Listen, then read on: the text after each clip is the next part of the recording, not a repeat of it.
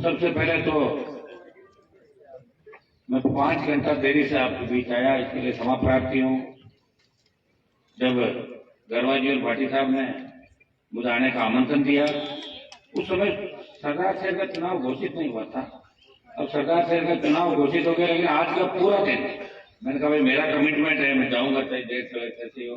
तो इसलिए थोड़ी देरी मुझे होगी, लेकिन मैंने कहा मुझे जाना है।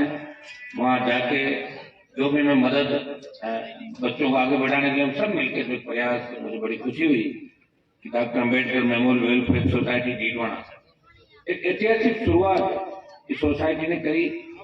सरकार का इंतजार नहीं किया, सरकारों का इंतजार करते थे, सरकारों से ही चलता सारा सिस्टम, लेकिन आगे बढ़े।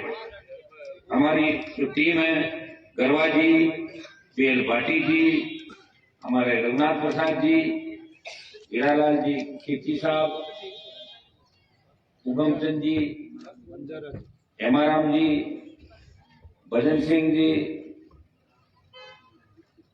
गिरजा जी, राम गोपाल जी, सामाजिक मंच, इन्होंने एक ऐतिहासिक शुरुआत करी। और भाटी साहब ने और गरवा जी ने मुझे कहा, मैंने कहा आप जितना पैसा चाहिए एमपी कोटे का मैं आपको दूंगा इसके अंदर, क्योंकि 2 साल का जो हमारा बजट था, कोरोना के अंदर 2 साल का सांसदों का बजट अटका दिया था और सबके लिए आवश्यक था कि कोरोना के अंदर लोगों को कैसे बचाया जा सके। विकास से ज्यादा उस समय लोगों के जीवन की चिंता थी देश को।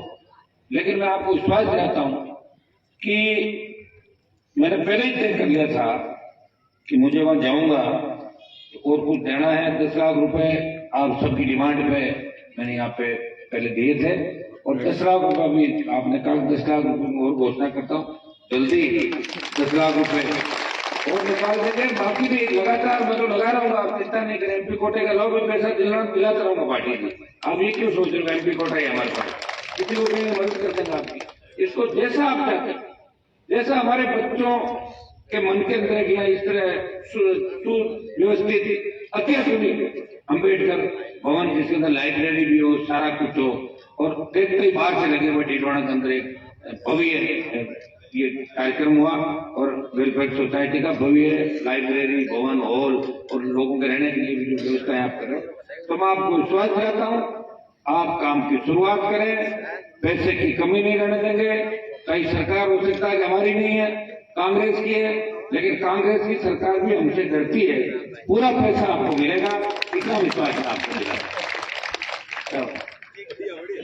और रही सरपंचों की बात, तो चूंकि मैं खींवसर से मेरी राजनीतिक शुरुआत हुई, खींवसर विधानसभा क्षेत्र से भी ज्यादा पैसा जब मैंने एमपी कोटा निकाला तो सबसे ज्यादा डीडवाना को नंबर 1 पे रखा। दो बात है, एक सरपंच वो थे जो मेरे एमपी बनते ही सरपंच लेके तो उनका आखिरी कार्यकाल था, उनको दिया। और फिर नए सिरे से आ गए तो मेरे पास तो मेघवाल समाज के तो हमारे कैलाश जी बेटे, इनका ही कागज आया हुआ था।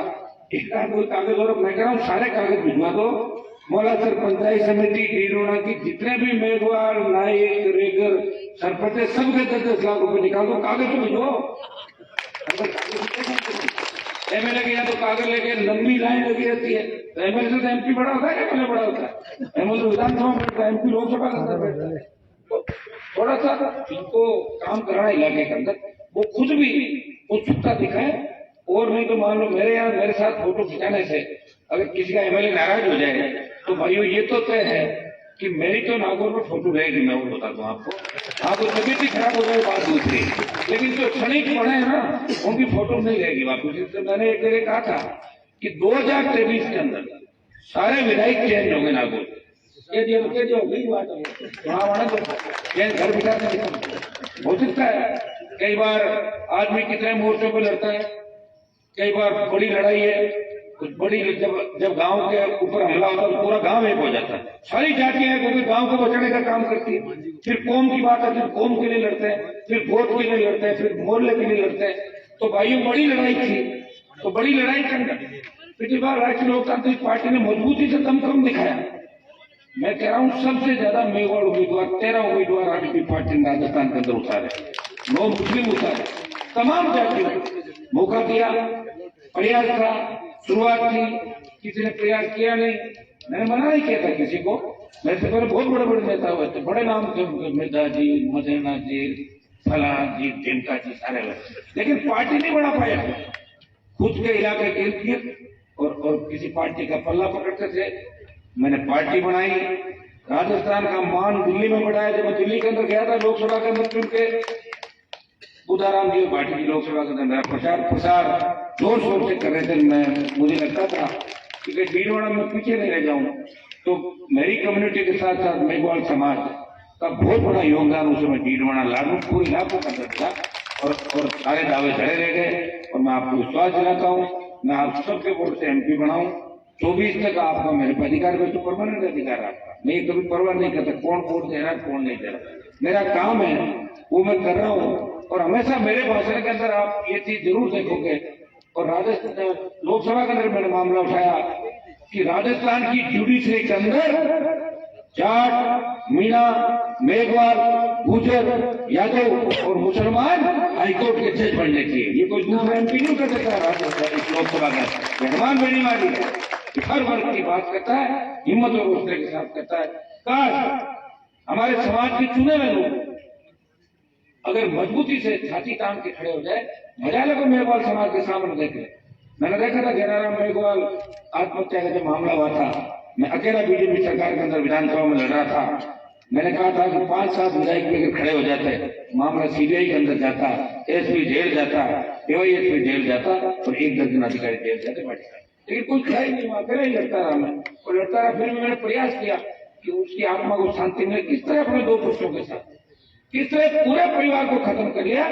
इस सिस्टम के अंदर जो ये हमारा सिस्टम बना हुआ है, इसकी कमियों की वजह से, पुलिस की प्रताड़ना से एक व्यक्ति पूरे परिवार को खत्म कर ले, इससे ज्यादा आजादी के बाद हो नहीं सकता।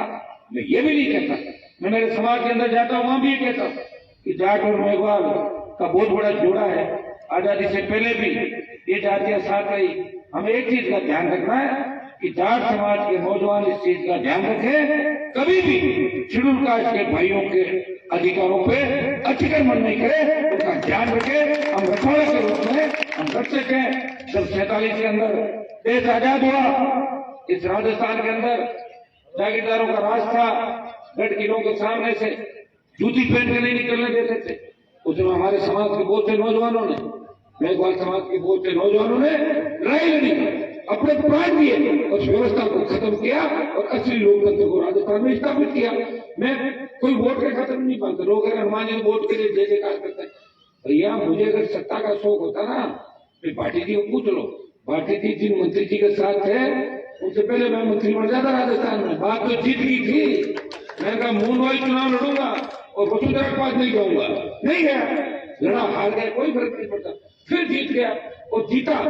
तो मुझे BJP के नेताओं ने कहा कि आप BJP जीतो। मैं कहा आज छोड़ता हूँ BJP। मैं तो पता है लेकिन मुझे कोई तो BJP जीता। मेरे पिताजी जब MLA थे, BJP थी नहीं वहां पे, सतत करते अच्छी BJP बनी। भाइयों वसुंधरा, जिस वसुंधरा से मिलने के लिए मैंने देखा था आपके यहाँ के नेताओं को, एक बार वसुंधरा का विरोध करने की बात कही कि वसुंधरा को भीलवाड़ा में नहीं आने देंगे, और इस तरह जाके उसके कदमों के अंदर पड़ गए थे आपने नेता। देखा था यहाँ भी कि हनुमान बेनीवाली है, जो कहता है वो करता है। और वसुंधरा का खौफ अगर राजस्थान में खत्म किया, किस तरह वसुंधरा जाती थी तो लोग सेल्फी के लिए भागते थे, और वही वसुंधरा है जो सरपंचों को फोन करके कहती है कि मुझे भी बुलाओ ना कोई काम के कार्यक्रम। ये मैंने कहा, आगे मत बोलना। मोदी जी अमित शाह ने वसुंधरा की छुट्टी कर दी। हनुमान बेनीवाल के अंदर इतनी ताकत है, इतने नौजवान हनुमान बेनीवाल को पसंद करते हैं राजस्थान के अंदर कि काम ही करता है।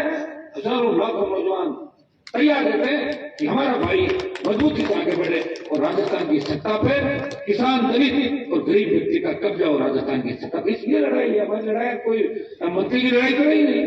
3, 8, 13, 18 आप सबने मेरे वोट मांगे। मेरा कोई BJP झगड़ा नहीं था दिल्ली में किसान आंदोलन के अंदर। हमारे सामने एक ही विकल्प है, या तो परसुई थाड़ी हमारे सामने की है तो मंत्री बनते थे, और या सत्ता छोड़कर किसानों के साथ होते। मैंने कहा मेरे भाई तकलीफ में 70 दिन देश का कोई सांसद अगर सड़क पे बैठा, भूतों की लड़ाई थी 370-28 मैंने भी समर्थन किया था, अंदर मेरा भाषण देकर आप लोकसभा कर। लेकिन किसान के मामले में हनुमान बेनीवाल सड़क पर बैठा 70 दिन, किसान बिल वापिस हुए। और दूसरी बात आ गई अग्निपथ। मैं इसके फेवर में नहीं हूँ, नौजवान इस बात को कहता है, और मैं आपको विश्वास दिलाता हूँ कि हमें कितनी लड़ाई लड़नी पड़े, देश की सरकार को मनाएंगे, जैसा भी करेंगे। इस अग्निपथ योजना से हमारा नौजवान कमजोर पड़ जाएगा। 4 साल के लिए लोग फौज में नहीं जाना चाहते, मैं देती दौर देखी। अब 4 साल में कोई फौज में गया, मान लो उसकी घाटी की भी सुना अभी बात है, क्योंकि आपने दिल्ली वाला है ना, सब वापिस अग्निपथ ले ले, फिर आप बैठे रह जाओगे, आप इधर मदद ही कर दो, हाँ ले वापिस। तो किसानों का जो मामला था, पहले सारे मंत्री मुझे कहते थे सेंट्रल गवर्नमेंट बिल वापिस नहीं होंगे, कितना ही जोर लगा लेना, और जब वापिस हुए पता ही नहीं चला। प्रधानमंत्री ने कह दिया मैं तीनों बिल वापिस हो, बैठे रहेगी सारी पार्टी। तो ये अग्निपथ का भी वापिस होगा। 4 साल के लिए कोई व्यक्ति देश सेवा के जज्बे से लड़ने के लिए नहीं जाएगा, जाएगा तो आधा वापिस आएगा, और अगर जो गया और वो शहीद हो गया तो उसको शहीद का दर्जा नहीं निकाल लिखा, कौन सा दर्जा मिलेगा, क्या लिखोगे, भूतपूर्व सैनिक कैसे लिखोगे उसके 4 साल वाले। तो देश की व्यवस्था है, उनको एकदम हम नहीं बदल सकते। हाँ ये सही है कि देश में कांग्रेस कमजोर हो गई। आज मैं फोटो देख रहा था राहुल गांधी की, किसी लड़की की फोटो थी और राहुल गांधी उसको यूं करा। अरे स्वयं की बात है, मैं कह रहा हूँ अगर देश का इतना बड़ा नेता, इसको पता ही नहीं, अरे कौन से जमाने में जी रहे हो। हिंदुस्तान के अंदर तो लोग नरेगा में मजदूरी करके और अपना पेट पाल लें। ये देश इतना मॉडर्न नहीं है, ये अमेरिका इंग्लैंड नहीं है तो आधे कपड़ों में लोग घूम रहे हैं। यहाँ संस्कृति है, आज भी बहू सास के सामने, ससुर के सामने, जेठ के सामने घूंघट निकाल कर अपनी संस्कृति को जिंदा करके बैठी है।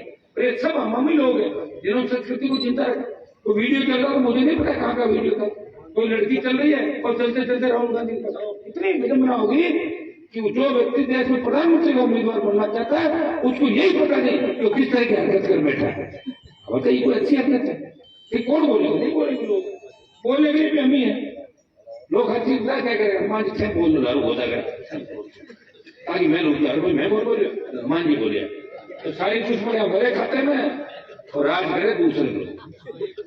लेकिन पाटिल जी और हमारे भाई साहब गरवान जी बहुत मेहनत कर रहे हैं दोनों, करके दोनों एक जगह जीत मत मांग रहे हैं, ठीक है।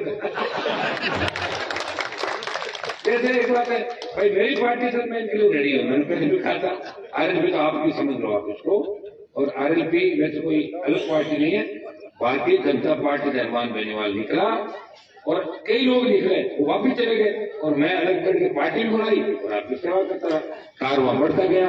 मेरे 3 एमएलए में से 2 शिलूकाज के विधायक, बसपा में 1 भी शिलूकाज का विधायक नहीं जीता। वोट दलितों के थे, लोग दूसरे जीत गए और जीतने के बाद बिक गए जाके कांग्रेस पार्टी के अंदर।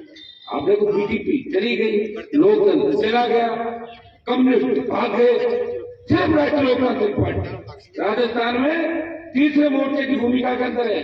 जब भी बीजेपी को जरूरत पड़ती राजस्थान में कांग्रेस के खिलाफ आरएलपी के तीनों विधायक मजबूती से बीजेपी के साथ लड़ रहे हैं। और दिल्ली में जब आवश्यकता पड़ती है कि राजस्थान पुकार रहा है, राजस्थान के लंबित मुद्दे क्या है, एक सांसद 24 तो बीजेपी के सांसद बोल नहीं सकते, नियम कायदे होते हैं, लेकिन एक सांसद इस राजस्थान के सम्मान की लड़ाई हिंदुस्तान की सबसे बड़ी पंचायत के अंदर लड़ता है।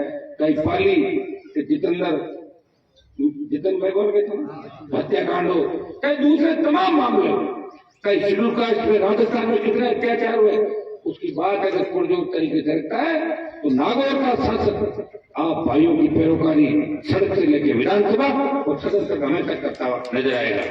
एक बात में, क्योंकि अम्बेडकर साहब ही वो व्यक्ति थे, जब बात करी देश आजाद हुआ उस समय तो कौन सी स्कूल थी, कौन से कॉलेज थे, वो कम पढ़े लिखे लोग होंगे, तभी बात करी कि मतदान का अधिकार किसको दिया जाए और किसको नहीं दिया जाए। आप इस बात को गंभीरता से सुनाए।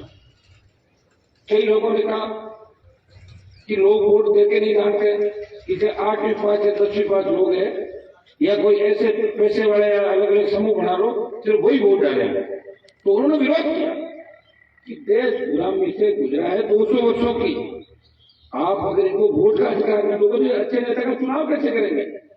तो आप तमाम लोगों को जो भारत के अंदर उम्र जिसकी 21 साल या उस समय 18 साल, जो भी 21 साल की थी, जो हो गया, वो तमाम व्यक्ति जो भारत में निवास करते हैं वो वोट के अधिकारी होंगे।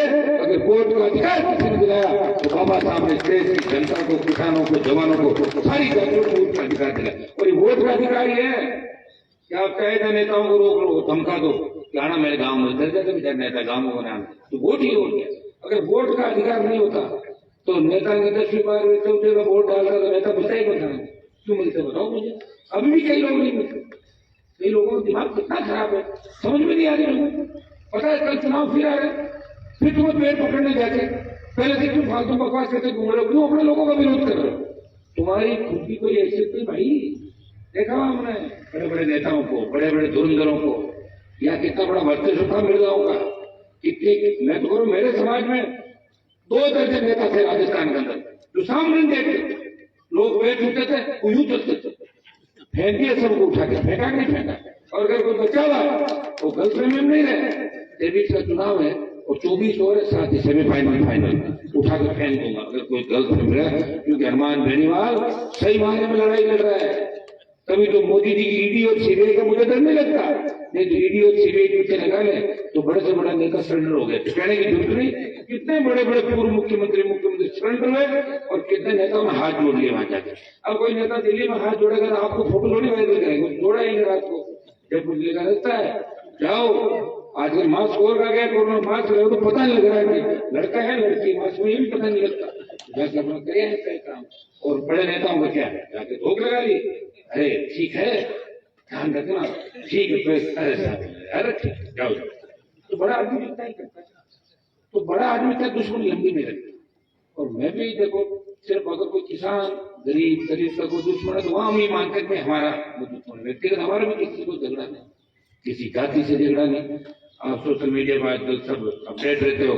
आप देखिए कि राजस्थान में अगर कहीं भी अन्याय होगा, कहीं भी अपराध होगा, किसी भी जाति के साथ होगा, तो हनुमान बेनीवाल सबसे पहले उसके अंदर अपराधियों के खिलाफ खड़ा मिलेगा। हर वर्ग के लिए, हर जाति के लिए न्याय देगा।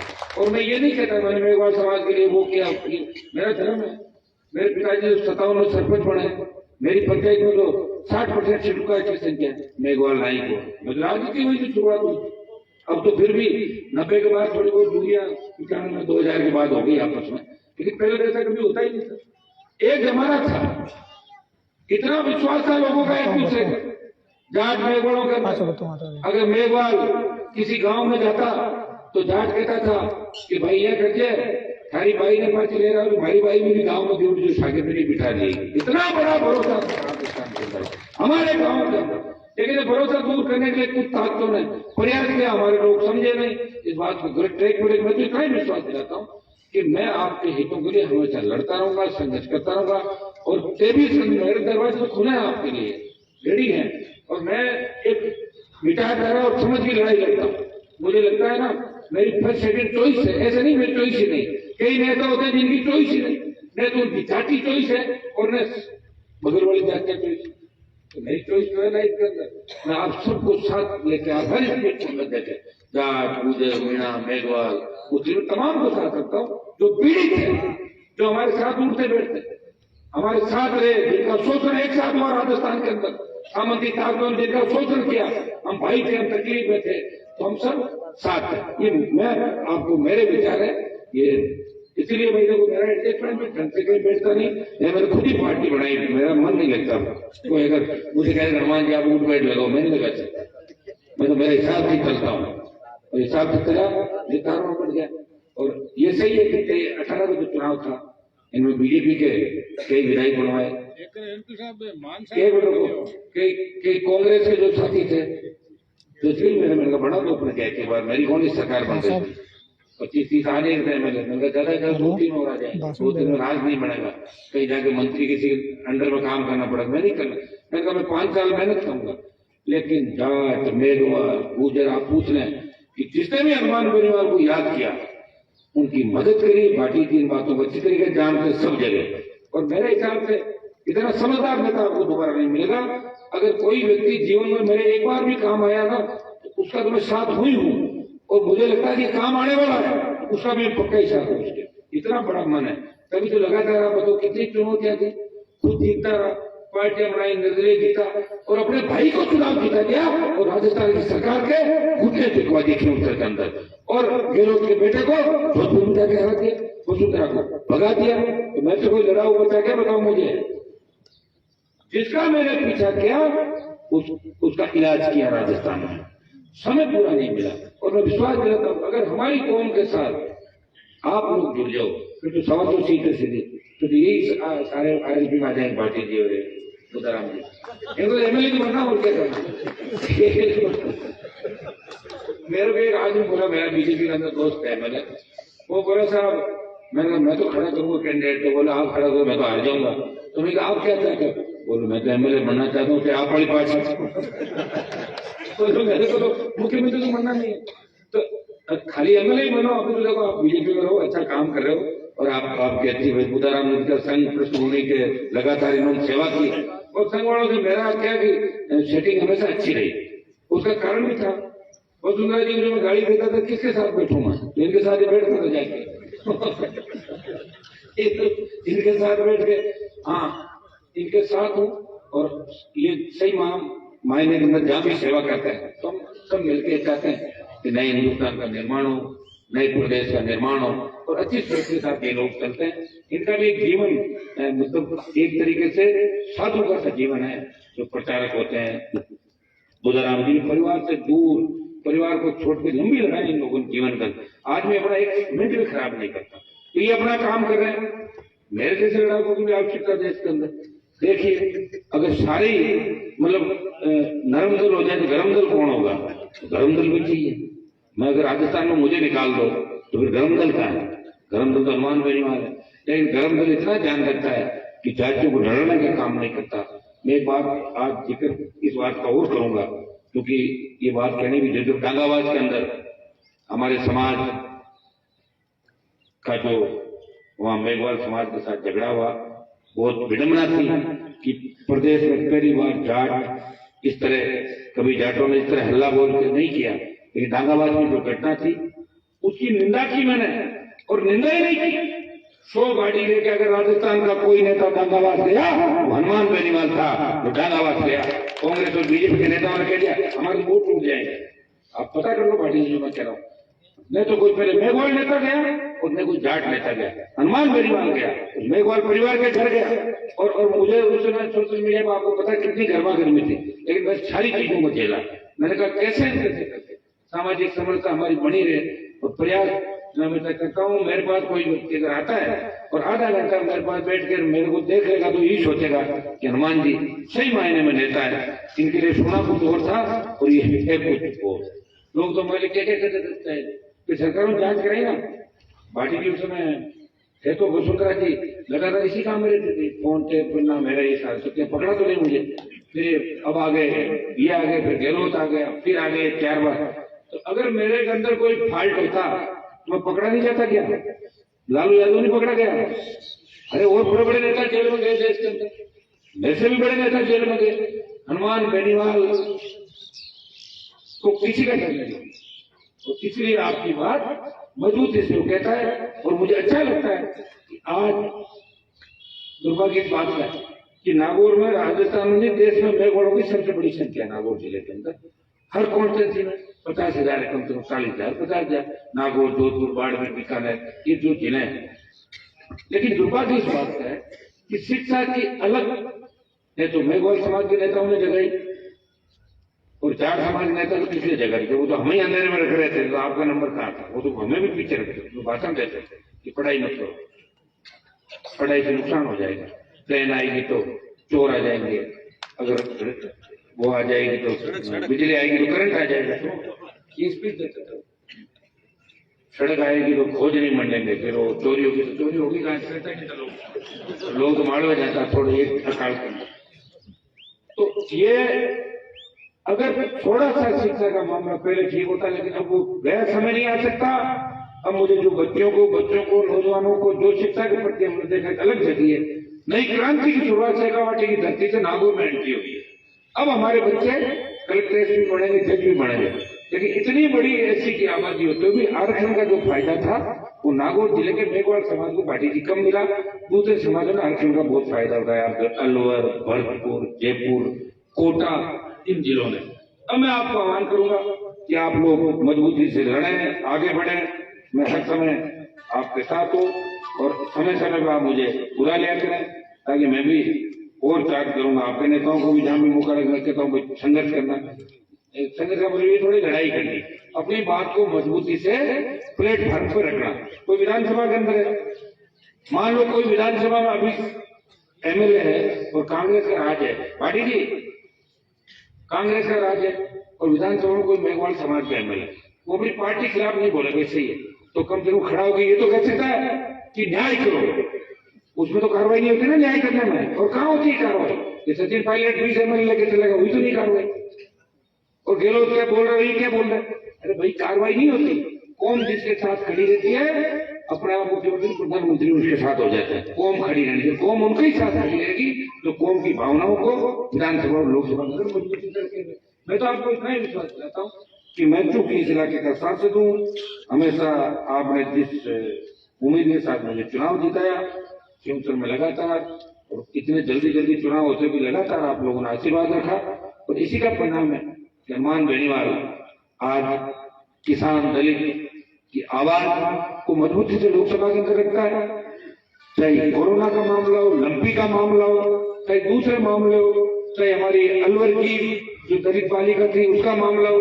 2000 रेलवे स्टेशन में आपने देखा होगा कि किस तरह की बड़ा जंग हुआ था, मैं वहीं तो लड़ने गया था और मुकदमे में चालान हो गया हमारा। तो मुकदमे तो लड़ते रहेंगे, चालान होते रहेंगे, इनकी परवाह हम नहीं करते। और इतना ही विश्वास है, थोड़ी सी ऊर्जा कि आप लोग मुझे दे दोगे ना ढंग से, आप लोग अगर दे दो तो 100 सीट है बराबर, 150 है, बड़ी हुई सीट है, और नहीं तो फिर वही तकलीफ है, उसको जूझना पड़ेगा हमारे को। तो मैं उन्हें इस अच्छे कार्यक्रम के लिए बधाई देता हूँ, भाई साहब बुदाराम जी को, भाटी जी को, उनकी पूरी टीम। अम्बेडकर जो हमारी मेमोरियल वेलफेयर सोसाइटी का एक कार्यक्रम है, नए भवन उद्घाटन का, इसके अंदर मैं एक चीज और भी आज कर देता हूँ उनको कि और भी पैसा आपको दिलाएंगे, कुछ भामाशाहों से भी दिलाएंगे, कुछ एमपी एमएलए से भी वोट दिलाएंगे। आप भी प्रयास करना, मैं भी करूंगा, ये काम रुकेगा नहीं, जल्दी से जल्दी ये अत्याधुनिक आप भवन को खड़ा करें और शिक्षा का संदेश इस पूरे डीडवाना क्षेत्र के अंदर, पूरे नागौर के अंदर। पार्टी में आपकी बात का बुजुर्ग जी को धन्यवाद दूंगा कि आपने एक अलग जगह, मुझे बड़ा दुख होता है कि डीडवाना के अंदर आप देखिए पालोट की घटना, मोरासर की घटना, तो रोज दलितों पर अत्याचार की घटनाएं हो रही है। जिन लोगों ने कांग्रेस पार्टी को वोट दिया उनका कौन रखवाड़ा है बताइए आप मुझे जब भी आपने याद किया, बड़ी पंचायत में नहीं करता, मैं ट्वीट कर देता हूँ, मेरा फोन कर लेता हूँ, हनुमान जी आपको आना है, मैं आता हूँ, मेरे विधायक आते हैं और प्रयास करता हूँ, लेकिन मुझे कोई बुलाने वाला होना चाहिए, वहीं मैं जाऊंगा। और बड़ी मैं पंचायत में नहीं करता, मुझे शौक भी नहीं है। जब मुझे लगता है कोई मेरे को भाई तकलीफ में तो मैं इस बात करता हूँ, ट्वीट कर देता हूँ, मेरे को जरूरी नहीं घटना स्तर पर जाऊँ। अगर कोई बुलाए मुझे तो मैं जाता भी हूँ और न्याय दिला के आता हूँ। ये चीज आपने 20 साल के अंदर नोट भी करी होगी कि हनुमान बेनीवाल वो नेता है जो सर्व समाज को साथ लेकर अपराधियों, गुंडे, बदमाशों के खिलाफ, माफियाओं के खिलाफ, चाहे बजरी माफिया हो, चाहे पर्यटन माफिया हो, चाहे भू माफिया हो, चाहे दूसरा माफिया हो, उनको ठीक भी करता है। और कांग्रेस की सरकार और भाजपा की सरकार राजस्थान में रही, अगर उनकी दिल की धड़कनें अगर बढ़ी और उनका ब्लड प्रेशर हाई हुआ तो मुझे देख के विधानसभा में और सड़क पर निश्चित रूप से ब्लड प्रेशर हाई भी हुए, स्टेट हाईवे टोल मुक्त कराए थे पिछली सरकार के समय, 5 वर्ष की बिजली फ्री कराई, नौकरियों की घोषणाएं भी कराई, बेरोजगारी भत्ता भी शुरुआत कराई।